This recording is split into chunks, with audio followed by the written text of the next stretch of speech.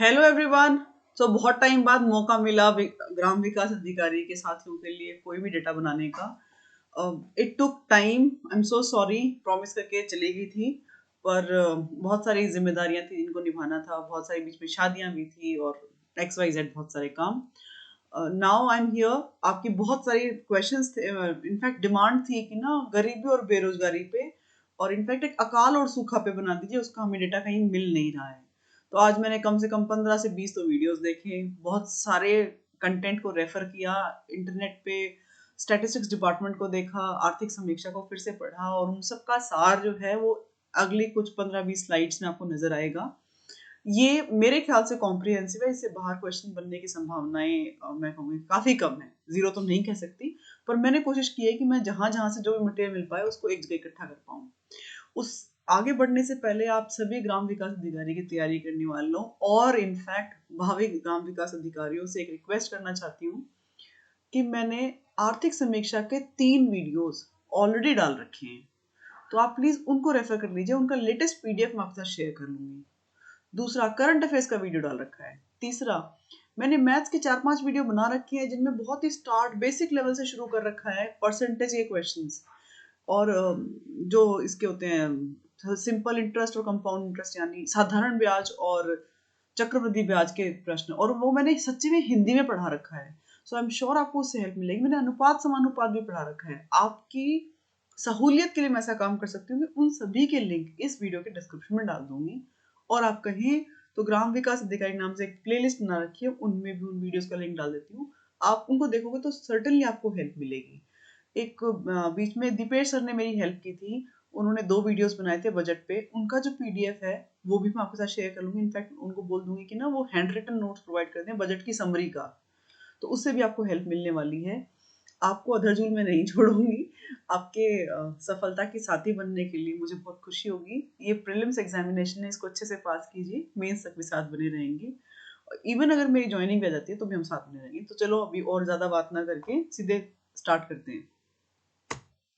ये है बेरोजगारी और दरिद्रता। तो हम पहले शुरू करेंगे बेरोजगारी से।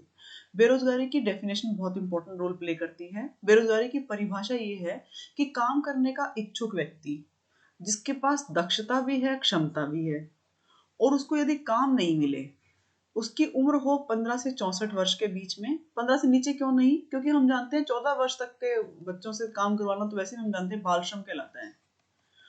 तो 14 वर्ष से ऊपर तो 15 से शुरू होगा, 64 वर्ष तक के व्यक्ति जिनको न्यूनतम वेतन पर भी काम नहीं मिलेगा, तो ऐसी स्थिति को बेरोजगारी कहा जाता है।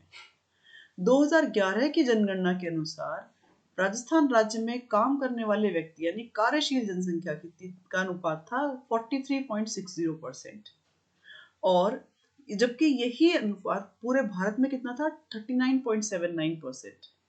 आई रिपीट, राजस्थान में था 43.6% और भारत में था 39.79%। कई जगह आपको 39.8% दिखेगा क्योंकि वो उसको लास्ट की 2 डिजिट को समराइज कर रखा है। इस प्रकार से राजस्थान का देश में स्थान कौन सा था, 11वां स्थान था। मैं 2011 की जनसंख्या की बात कर रही हूँ। श्रम बल की डेफिनेशन मैंने आगे भी लिखी हुई है। श्रम बल में भी 15 से 64 वर्ष तक का एज ब्रैकेट जो कंसिडर किया जाता है। सर्वाधिक कार्यशील जनसंख्या जो है वो प्रतापगढ़ में है, और सबसे कम कार्यशील जनसंख्या, आई एम सॉरी, सीकर से पहले भी जयपुर है। सबसे कम कार्यशील जनसंख्या यानी वो जयपुर में, उसके बाद में सीकर का नंबर आता है। ऐसा क्यों है उसको भी आगे डिस्कस करेंगे। ये डेटा कौन बनाता है, तो NSO या NSSO द्वारा के डेटा बनाया जाता है या जारी किया जाता है। लेट्स सी, पहले परिभाषाओं को समझते हैं कि कार्यकारी जनसंख्या होती क्या है, श्रम बल किसको कहते हैं और कार्यबल क्या है। कार्यकारी जनसंख्या वो व्यक्ति हैं जो 15 से 64 वर्ष के हैं, स्वस्थ हैं, उनमें कार्य करने की योग्यता भी है और क्षमता भी है। ऐसे सभी व्यक्तियों के समूह को कार्यकारी जनसंख्या कहा जाता है, यानी they are eligible to work, यानी काम करने लायक व्यक्ति हैं। ठीक है। अब इनमें श्रम बल कौन सा है, श्रम बल में एक एक्स्ट्रा डेफिनेशन आ जाती है। वो ये है कि व्यक्ति 15 से 64 साल का हो, यानी सेम ये किए, फिर स्वस्थ व्यक्ति हो, कार्य करने की योग्यता भी रखता हो, क्षमता भी रखता हो, लेकिन उसमें कार्य करने की इच्छा भी, यानी विलिंगनेस टू वर्क है। इनमें जरूरी नहीं कि विलिंगनेस टू वर्क हो, ये तो कार्य करने के लिए उपयुक्त संख्या है, लेकिन ये वो लोग हैं जो काम करना चाह रहे हैं, तो इनको कहेंगे हम श्रम बल। फिर कार्यबल कौन होगा, यानी वर्किंग पॉपुलेशन कौन सी होगी। वो वर्किंग पॉपुलेशन या वर्किंग फोर्स कौन है, वो है कि वो व्यक्ति जो कि 15 से 64 साल के हैं, स्वस्थ हैं, कार्य करने की योग्यता रखते हैं, क्षमता भी है, उनमें कार्य करने की इच्छा थी और उनको रोजगार भी मिल गया। इस रोजगार में सभी प्रकार के रोजगार शामिल होंगे, निजी क्षेत्र के भी रोजगार शामिल होंगे, स्वरोजगार भी शामिल होगा और संगठित क्षेत्र का भी रोजगार शामिल होगा या सार्वजनिक क्षेत्र का भी। यानी कोई भी आदमी जो किसी प्रकार से अपनी आजीविका चला रहा है, कमा करके चला रहा है, उसको कहा जाएगा वो कार्यबल है। तो यानी हम क्या कह सकते हैं, हम कह सकते हैं इन सारी डेफिनेशन को देखते हुए कि तो बेरोजगारी क्या है।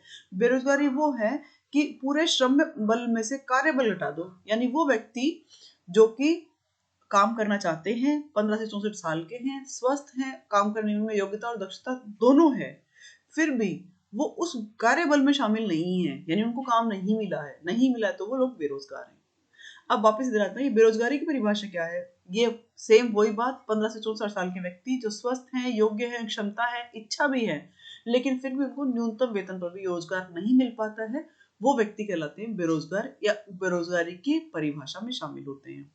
ये सारी बातें क्यों कही गई हैं कि कई बार सीधे सीधे परिभाषा पे सवाल आ जाता है, सीधे सीधे परिभाषा पूछ लेते हैं। तो यदि परिभाषा पूछने तो एक कॉन्सेप्चुअल टॉक होनी जरूरी है। मैं इसका पीडीएफ आपके साथ अभी कुछ समय बाद में ही टेलीग्राम चैनल पे शेयर कर दूंगी, आप वहां से आसानी से डाउनलोड कर सकते हो। फिर आता है बेरोजगारी के कारण क्या क्या है। हमने बेरोजगारी में देखा 15 से 64 साल के व्यक्ति काम करने की योग्यता रखते हैं, दक्षता रखते हैं, स्वस्थ हैं और उनमें इच्छा है काम करने के लिए, लेकिन उनको काम नहीं मिल पाता। ठीक है, अब इसका कारण क्या है। कारण बहुत सारे हैं, उनमें से कुछ कारण यहाँ लिखे हुए हैं। एक तो जनसंख्या की तीव्र वृद्धि, दूसरा ऐतिहासिक और भौगोलिक परिस्थिति हमारी अनुकूल नहीं है, तीसरा भूमि सुधारों का क्रियान्वयन भी थोड़ा कम किया गया है, उसकी वजह से हम देख पाते हैं कि ना कृषि में भी लोग जो है ना वो उतना अच्छा रोजगार नहीं जनरेट कर पा रहे हैं। सरकारी कार्यक्रमों का धीमा क्रियान्वयन, योजनाएं तो बहुत सारी आती हैं, जैसे मुद्रा scheme I, Sankalp I, stride I, stand up India I, जाने कौन कौन सी योजनाएं आई, लेकिन उनका क्या इतना उस ग्राउंड रूट पे, ग्राउंड लेवल पे कार्यक्रम हो पाया, दैट्स अ क्वेश्चन। फिर सामाजिक सेवाओं की अपर्याप्तता, सामाजिक सेवाओं में क्या आती हैं, वो सारी सारी हेल्थ केयर स्कीम्स, एजुकेशन की स्कीम्स, उन सब की अपर्याप्तता, मैं ये कहूँगी इसको कहा जाएगा अल्प पर्याप्तता, यानी जितनी रिक्वायर्ड है उससे थोड़ी कम है। फिर स्वरोजगार वर्सेस सरकारी रोजगार, तो ऑब्वियस सी बात है, हर कोई चाहता है कि मुझे सरकारी रोजगार मिले, स्वरोजगार के लिए प्रयास भारत में थोड़े कम हैं, इसके लिए एक माहौल बनाने की आवश्यकता है, लेकिन this is still a question. तो पीपल ऑल प्रेफर कि उनको सरकारी रोजगार मिले। फिर हम बात करते हैं कि कार्यशील जनसंख्या या कार्यबल जनसंख्या 2011 की जनगणना के अनुसार कितनी है। तो इसमें अग्रणी जो राज्य है राजस्थान, अग्रणी जो जिला है राजस्थान में, वो है प्रतापगढ़ और बाद में आता है चित्तौड़गढ़। इसमें कितने परसेंट पॉपुलेशन, तो 55.46% लोग जो हैं वो कोई ना कोई काम करके अपनी आजीविका चला रहे हैं। इसमें पिछड़े हुए जिले कौन से हैं, वो हैं जयपुर और सीकर। बहुत ही स्ट्रेंज और सरप्राइजिंग सी बात है कि जयपुर और सीकर क्यों पिछड़े हुए हैं। देखिए, जहां पॉपुलेशन ज्यादा होगी वहां पर पॉपुलेशन को काम मिल पाने की संभावनाएं उतनी ही कम हो जाती हैं। हम जानते हैं जयपुर जो है राजस्थान का सबसे बड़ा पॉपुलस सिटी है, बीइंग कैपिटल टाउन, तो उसकी वजह से इसमें सिर्फ 37.20% लोग ही हैं जो कार्यशील जनसंख्या में आ रहे हैं, यानी उनके पास काम है। और इसी प्रकार से सीकर भी बहुत पॉपुलस है, तो वहां पे भी 37.09% लोग हैं। नेक्स्ट है, अगर हम राज्य का डेटा देश के डेटा के साथ में कंपेयर करते हैं, तो जो राज्य की जो कार्यशील जनसंख्या यानी कार्यबल है, वर्क फोर्स है, वो है 43.60% और इंडिया का है 39.79%। एक्यूरेसी तो है 39.79% की ही, कई जगह आपको 39.8% भी मिल सकता है जो कि राउंड ऑफ किया हुआ होगा। अब इसका राज्य का स्थान हम देख चुके हैं, 11वां स्थान है। राज्य का वैसे देखा जाए कि महिलाओं का और पुरुषों का कितना है, तो महिलाएं 35.42% ऐसी हैं जो कार्य बल में आती हैं और 51.47 पुरुष कार्य बल में आते हैं। आप ऐसा भी सोच सकते हैं कि ना 43.60 ही क्यों, बाकी कहाँ गए। तो प्लीज हमें ये सोचने की जरूरत है कि 15 से लेकर 64 साल तक के व्यक्तियों को हम काउंट कर रहे हैं। कई ऐसे होंगे जो 15 से लेकर के 22 साल की एज ब्रैकेट में हैं और अभी पढ़ रहे हैं। बहुत सारे ऐसे होंगे जो 58 पे 59 पे रिटायर हो चुके हैं, वो भी तो इसमें कैलकुलेट नहीं होंगे। तो ये जो 51.47 है या इनफैक्ट ओवरऑल 43.60 है, ये भी मैं ये नहीं कहूंगी कि नकारात्मक है, ये भी काफी सकारात्मक पहल है। और जब हम भारत से इसका कंपैरिजन करते हैं तो हम बहुत आगे चल रहे हैं, बहुत बेहतर काम कर रही है राजस्थान सरकार इस मामले में। भारत का देखते हैं तो भारत का 39.79, आई एम रिपीटिंग। भारत में ओवरऑल महिलाएं कितनी हैं तो देखिए, हम 35 है, वो 25 है। आप कंपैरिजन करके याद करेंगे तो शायद याद हो जाएगा। पुरुषों में भी हम 51.47, वो 53.26%। मैक्सिमम कौन से ऐसे राज्य हैं जहां पर कार्यबल सबसे ज्यादा है? That is, first is Himachal, second is Sikkim. जितना छोटा राज्य, जितनी कम पॉपुलेशन, उतनी ही ज्यादा अपॉर्चुनिटीज होती हैं एब्जॉर्ब हो पाने की, एम्प्लॉयमेंट के लिए। फिर मिनिमम कहाँ है? जितनी ज्यादा पॉपुलेशन उतने कम मौके। तो मिनिमम जो कार्यबल है वो है उत्तर प्रदेश में और बाद में बिहार में। अगला है, एक बहुत इंपॉर्टेंट रिपोर्ट है, PLFS, this is periodic labour force survey. ये 2017 से शुरू किया गया था। ये लेबर फोर्स के बारे में NSO के द्वारा जारी की गई एक रिपोर्ट है। इसको हिंदी में कहते हैं आवधिक श्रम बल सर्वे। ये बताता है कि बेरोजगारी की स्थिति कैसी है, देश में कितने प्रतिशत लोगों के पास रोजगार है, महिलाओं के पास है। तो बेरोजगारी दर उन्होंने 2000 पहली जो रिपोर्ट आई उसमें कहा 6.1% भारत में बेरोजगारी दर है, 6.1%। 2018-19 के लिए उन्होंने कहा कि 5.8% हुई, यानी 0.3% कम हो गई। अब ये 0.3 याद कैसे रखोगे? ऐसे याद रखना कि अभी तक 3 सर्वे आए हैं, तो 3 है तो 0.3% कम है पहले दूसरे में, और फिर दूसरे से तीसरे के बीच में एग्जैक्टली 1% का डिफरेंस है। तो दैट इज 5.8% फॉर 2018-19, और 2019-20 के लिए 4.8% है। नया डेटा आया नहीं है, नया डेटा आएगा तो बहुत ही चौंकाने वाला और बहुत ही आएगा, क्योंकि कोविड की वजह से बहुत ज्यादा लोगों के रोजगार गए हैं, उनका आजीविका छिन गई है, तो ये बहुत ही भयानक आने वाला है, मे गॉड फॉरबिड है।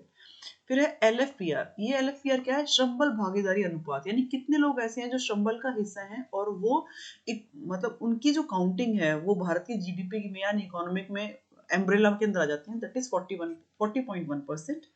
महिला बेरोजगारी दर कितनी है? वो है 42%। This is very shocking. आर्थिक समीक्षा 2021 के अनुसार, मैं राजस्थान की आर्थिक समीक्षा की बात कर रही हूँ, ये आर्थिक समीक्षा राजस्थान की है। तो राजस्थान की आर्थिक समीक्षा 2021 के अनुसार राजस्थान में संगठित क्षेत्र में जो रोजगार है, संगठित का मतलब होता है ऑर्गेनाइज सेक्टर। ऑर्गेनाइज सेक्टर यानी ऐसे लोग, ऐसा सेक्टर जिसमें 10 या 10 से अधिक लोग काम करते हैं, और ये लोग जो हैं उन रजिस्टर्ड हैं। ये जो फर्म है ये रजिस्टर्ड है। अगर ये रजिस्टर्ड है, ये ऑर्गेनाइज्ड है, तो एक मतलब कानूनों का पालन करती है। तो राजस्थान में संगठित क्षेत्र में टोटल कितने रोजगार हैं? वो है 14.6, यानी 14,06,000, 14,06,000। और सार्वजनिक क्षेत्र में इनमें से कितने हैं? तो 9.88 लाख, यानी 10 लाख में से 12,000 कम। और निजी क्षेत्र में कितने हैं? 4,18,000 व्यक्ति जो है निजी क्षेत्र में, संगठित क्षेत्र में काम कर रहे हैं। ये इंपॉर्टेंट फैक्ट है। इनफैक्ट सरकार के किसी भी रिक्रूटमेंट एग्जामिनेशन के लिए क्वेश्चन पूछने का जो सबसे अच्छा साधन है वो इकोनॉमिक सर्वे है, और इकोनॉमिक सर्वे का डेटा है। फिर है बेरोजगारी के प्रकार कौन कौन से होते हैं। बेरोजगारी बहुत प्रकार की होती है। यहाँ मोटे तौर पे मैं आपको ये समझाना चाहती हूँ कि बेरोजगारी के 7 प्रकार हैं जो मैं यहाँ डिस्कस करने वाली हूँ। सबसे पहला है संरचनात्मक। संरचनात्मक मतलब होता है स्ट्रक्चरल। स्ट्रक्चर यानी मान लीजिए कोई ऑर्गेनाइजेशन है जिसमें कोई नई तकनीक आ गई, जैसे हैंडलूम वाला था, अब कोई बहुत बड़ा हैंडलूम का कारखाना यदि पावर लूम में कन्वर्ट होता है, तो यानी उसने नए तकनीकी का उन्नयन कर लिया, तो उसकी वजह से बहुत सारे लोग बेरोजगार हो जाएंगे। फिर यदि कोई इकाई में संकुचन हुआ, विस्तार हुआ, या वो इकाई यहाँ से उठ करके ट्रांसफर हो गई, जैसे कि मुझे एग्जांपल याद आ रहा है, हीरो होंडा की फैक्ट्री गुड़गांव से ट्रांसफर होकर के रुद्रप्रयाग में चली गई थी, तो उसकी वजह से गुड़गांव के जो लोकल वर्कर्स थे जो वहां काम कर रहे थे वो बेरोजगार हो गए। तो जब इस प्रकार की स्ट्रक्चरल चेंजेस आते हैं उसकी वजह से जो बेरोजगारी आती है उसको बोलते हैं संरचनात्मक बेरोजगारी। अगली है प्रच्छन्न या अदृश्य बेरोजगारी, यानी ये होती है लेकिन दिखती नहीं है। फॉर इंस्टेंस, बहुत ही आसान सा एग्जांपल है, एक आदमी का 10 बीघा का खेत है, और उस यदि वो ये कहे कि मैं इसमें से घर का कोई भी आदमी काम नहीं करेगा और मैं बाहर से 3 मजदूर ला करके सारा काम करवा सकता हूँ, तो यानी सिर्फ 3 व्यक्तियों के श्रम की आवश्यकता थी इस पूरे काम को करने के लिए। लेकिन वो 3 मजदूरों की बजाय यदि घर के 5 व्यक्ति काम कर रहे हैं उसमें, और सारे दिन वो खेती का ही काम करते हैं, तो ये 2 व्यक्ति जो हैं एक्स्ट्रा हैं, इनकी आवश्यकता नहीं थी। तो ये जो एक्स्ट्रा व्यक्ति हैं यदि इनको हटा लिया जाएगा तो भी प्रोडक्टिविटी में कोई फर्क नहीं पड़ेगा। तो इस प्रकार की जो बेरोजगारी होती है उसको बोलते हैं प्रच्छन्न, दिखती नहीं है लेकिन होती है। तो यानी आवश्यकता से अधिक व्यक्तियों का किसी भी संगठन में या किसी भी क्षेत्र में काम करना, जिनके उन हट जाने की वजह से भी कोई प्रोडक्टिविटी में फर्क नहीं पड़ेगा, उसको कहा जाता है प्रच्छन्न बेरोजगारी। नेक्स्ट है फ्रिक्शनल या घर्षणात्मक।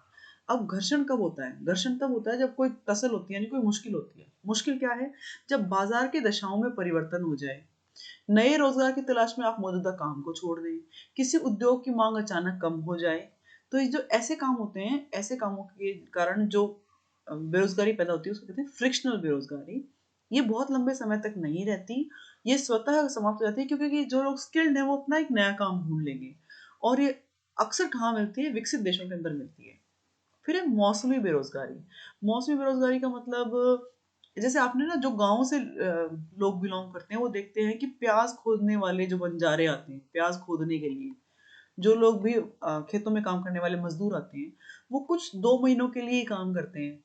ऐसे ही वो बुआई के टाइम पे आते हैं, या फिर कोई हार्वेस्टिंग के लिए कोई भी काम कर रहा है, या ऊन के क्षेत्र में काम करने वाले, ऊन के कपड़े के क्षेत्र में काम करने वाले लोग, या आप जानते हैं जो तिब्बती आते हैं और वो आकर के मेला लगाते हैं और उसमें सामान बेचते हैं, तो उनको काम करने के लिए कितने महीने मिलते हैं? 3-4 महीने मिलते हैं, बाकी 8-9 महीने वो कुछ और काम करते हैं या फिर शायद बेरोजगार रहते हैं।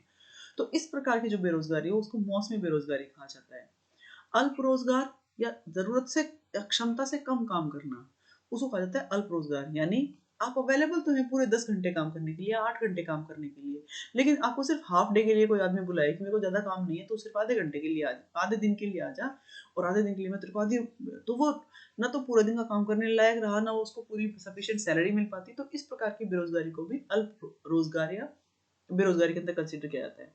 फिर है ऐच्छिक बेरोजगारी। ये थोड़ा कॉन्सेप्चुअल है, वो ऐसा इसलिए क्योंकि आप जानते हैं कि जैसे कुछ लोग ना बचपन से ही सेटिस्फाइड टाइप की प्रवृत्ति के होते हैं। जैसे कुछ लोग कोई काम नहीं करते और करना भी नहीं चाहते, वो अपनी दिनचर्या में कोई परिवर्तन ही नहीं चाहते। वो सोचते हैं कि जो मेरे पास जितना भी है मैं उससे सेटिस्फाइड हूँ, जो मिल रहा है वो काफी है। तो ऐसे लोगों की बेरोजगारी को कहा जाता है ऐच्छिक बेरोजगारी। ये जनरली ना कल्चर की वजह से आती है। जैसे कई ट्राइब्स में कल्चर है कि पुरुष कोई काम नहीं करते, महिलाएं सारा काम करती हैं। या फिर आप देखेंगे कि ना जिन क्षेत्रों में भी शिक्षा नहीं आई है, प्रचार प्रसार नहीं हुआ है शिक्षा का, तो वो लोग अपने अपनी लाइफ में कोई चेंज ही नहीं चाहते। तो ऐसे लोगों की बेरोजगारी को ऐच्छिक बेरोजगारी कहते हैं। नेक्स्ट है अनैच्छिक। अनैच्छिक में क्या आएगा कि यदि वर्तमान प्रचलित दर पर काम न मिले, तो वो अनैच्छिक बेरोजगारी, यानी चाह नहीं रहे हैं वो, लेकिन उनको उतना काम ही नहीं मिल पा रहा है। फिर बेरोजगारी मापने का तरीका क्या हो? इसके लिए 1970 में एक भगवती समिति बनी थी। इस समिति ने कहा कि 3 प्रकार से हम बेरोजगारी नाप सकते हैं।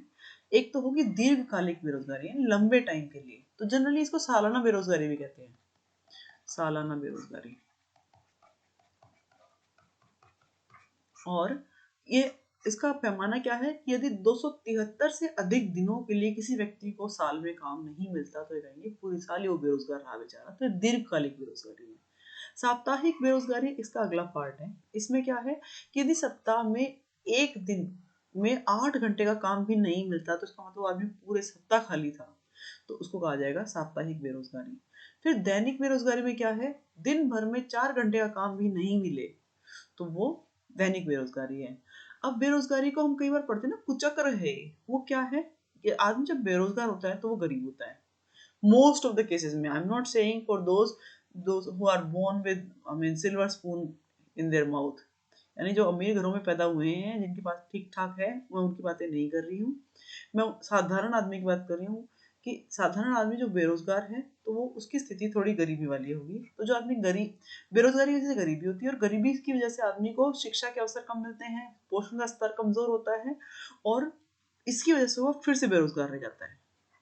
तो ये दुष्चक्र चलता रहता है। इस दुष्चक्र को तोड़ने के लिए बहुत जरूरी है कि कम से कम इस लेवल पे काम किया जाए।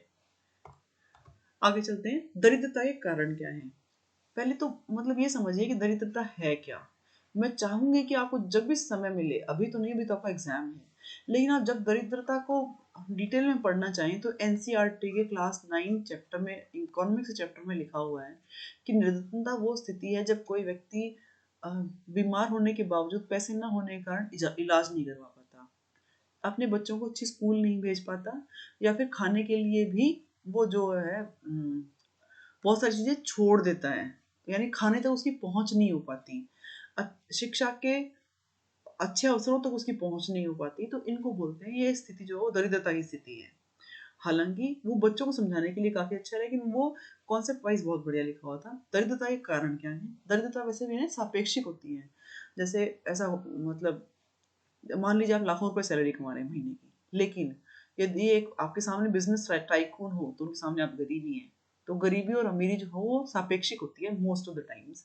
इनफैक्ट मैं तो हमेशा ही कहती हूँ कि गरीबी अमीरी ऊंचा नीचा सब कुछ सापेक्षिक है। किसी न किसी के सामने हर व्यक्ति गरीब है, और ईश्वर के सामने तो सच्ची में हर व्यक्ति गरीब है।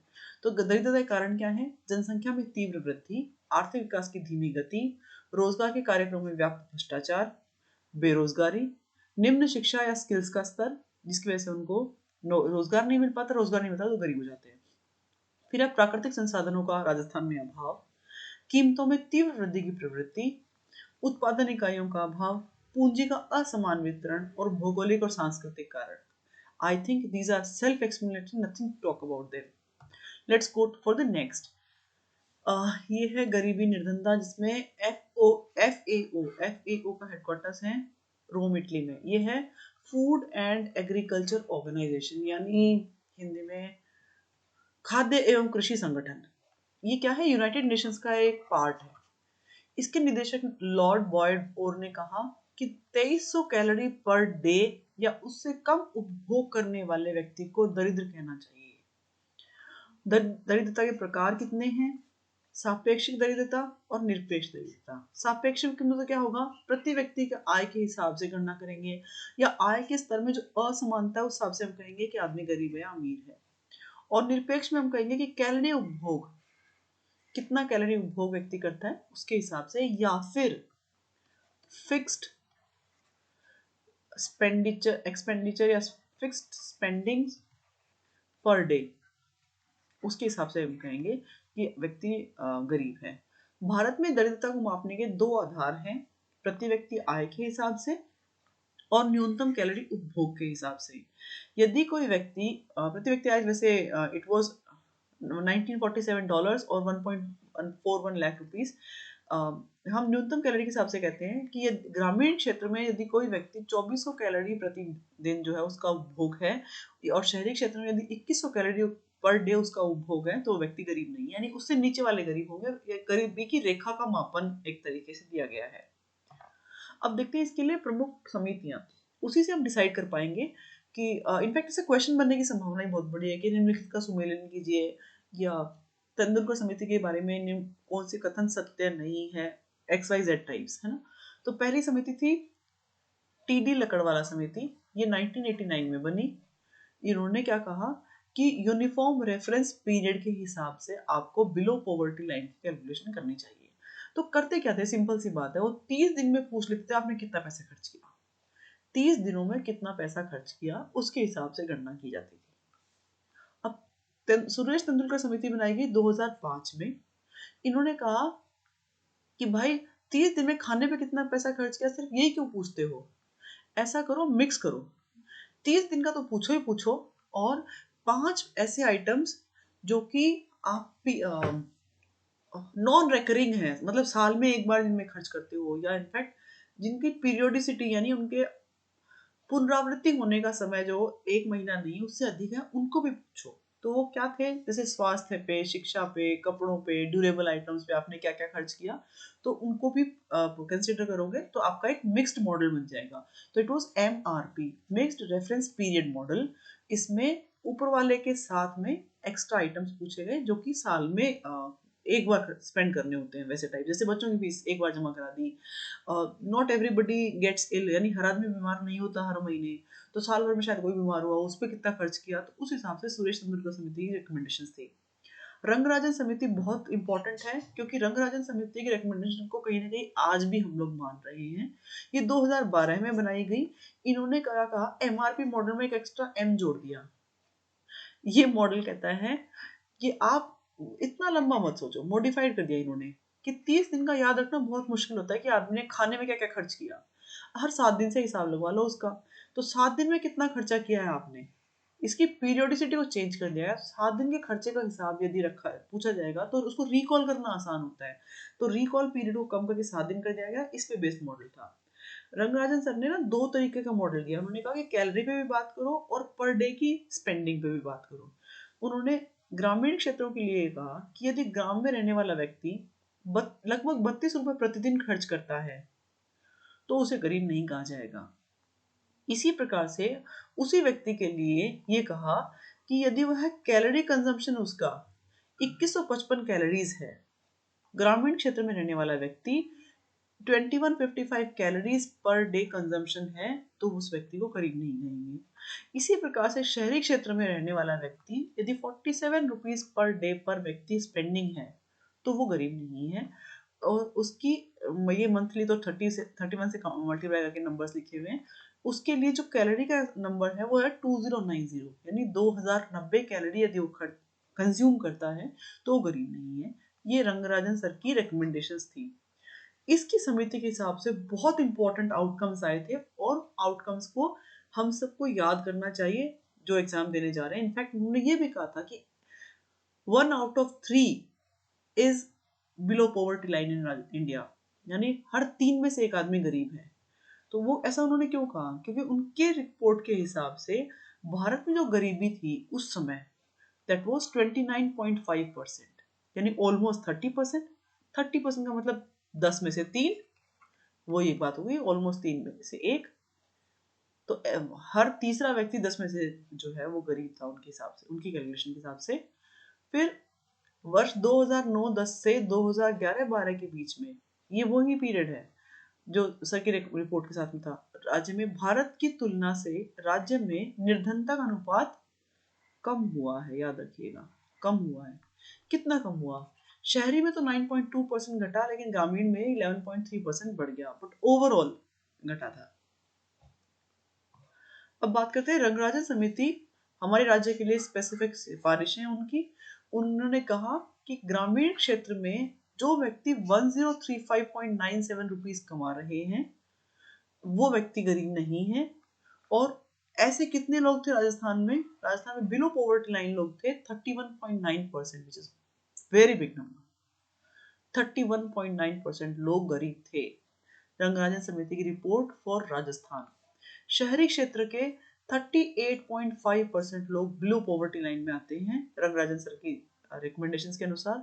तो ओवरऑल जो गरीबी है राजस्थान में इनकी रिपोर्ट के हिसाब से है 33.5। प्लीज रट्टा मार लीजिए, रंगराजन सर की रिकमेंडेशन के हिसाब से राजस्थान में 1/3 लोग, शार्प 1/3 लोग जो हैं वो गरीब हैं, यानी हर 3 में से एक आदमी।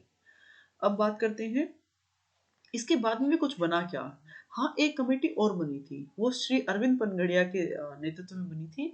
उसका नाम था अरविंद पनगड़िया टास्क फोर्स।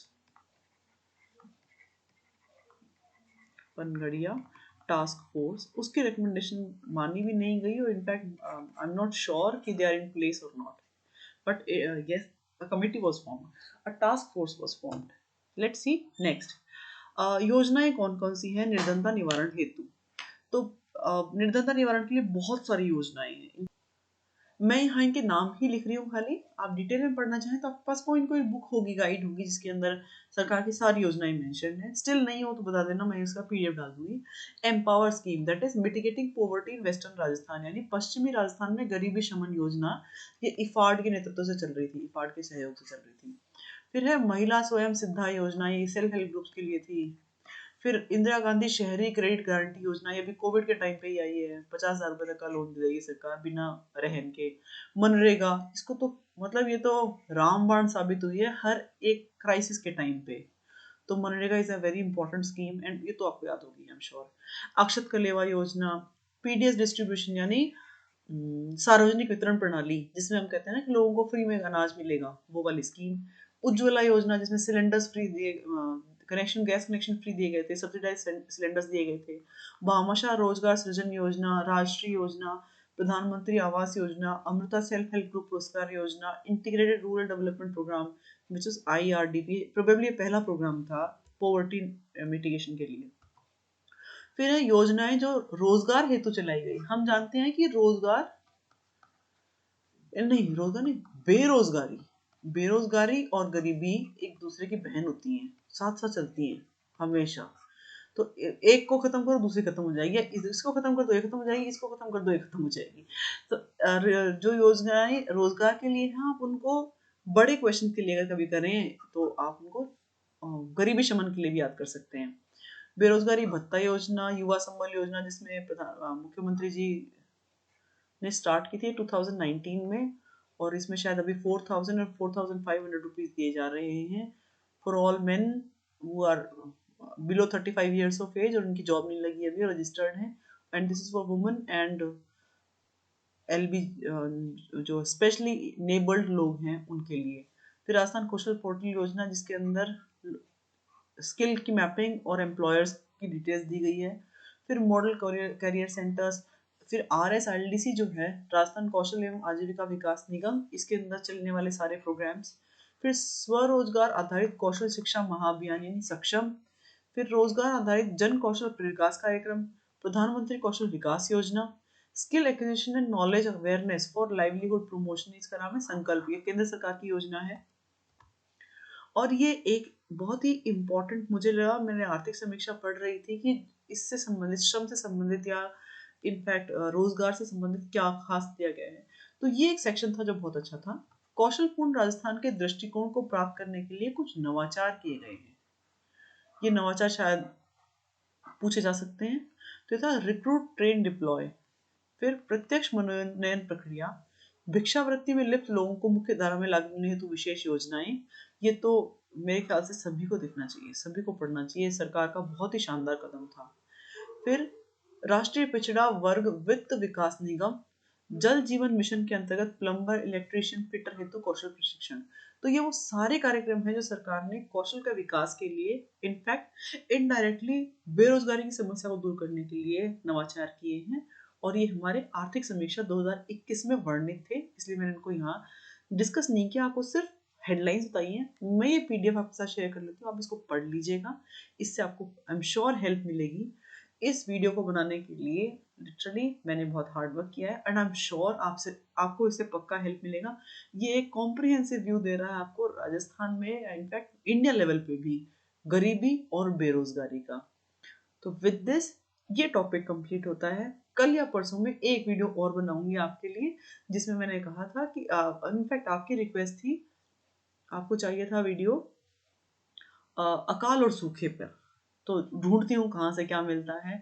सबसे पहला जो सबसे इम्पोर्टेंट सोर्स होता है वो हमारी आर्थिक समीक्षा या सरकार का वेबसाइट होती है, और उसके बाद में कुछ वीडियोस देखूंगी, कुछ देखूंगी PIB की तरफ से क्या निकल करके आया है, फिर वीडियो बनाऊंगी। टाइम लगेगा लेकिन पक्का क्वालिटी अच्छी होगी, इसकी मेरी गारंटी है। और बाकी सारे वीडियोस जो आपके सिलेबस से संबंधित हैं उनको मैं एक ही प्लेलिस्ट में डाल करके लिंक नीचे डाल दूंगी। पढ़ते रहिए, और अगर सब्सक्राइब नहीं किया तो सब्सक्राइब कीजिए, और मॉक टेस्ट करते रहिए। क्योंकि बिना अपनी जांच के आपको कैसे पता चलेगा कि आप क्या कर रहे हैं, किधर आपकी वो चल रही है, परीक्षा की तैयारी चल रही है। तो लगे रहिए। All the very best. Thank you.